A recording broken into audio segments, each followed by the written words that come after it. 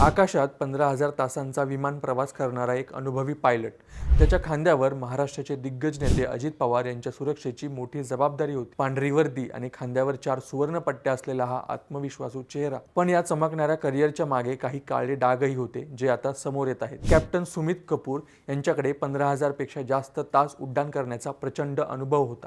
म्हणजेच त्यांनी आयुष्याचा मोठा भाग ढगांच्या मधोमध घालवला होता. पण अलीकडच्या खुलाशांनी त्यांच्या कार्यपद्धतीवर गंभीर प्रश्नचिन्ह निर्माण केले आहेत.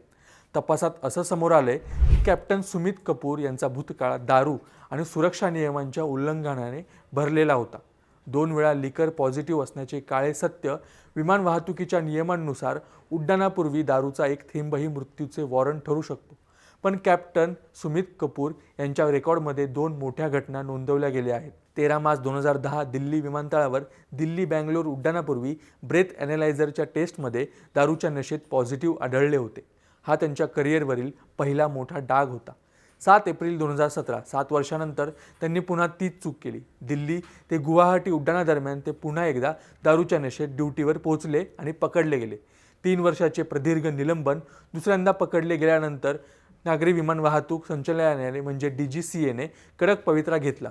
24 एप्रिल 2017 रोजी अधिकृत आदेश काढून त्यांना 3 वर्षासाठी निलंबित करण्यात आले.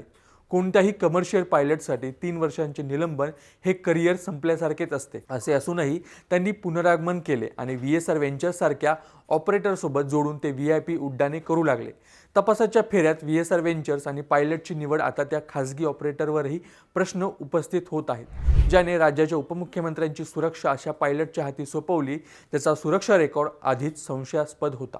कंपनीने कॅप्टन सुमित कपूर यांच्या बॅकग्राऊंडची नीट तपासणी केली होती का?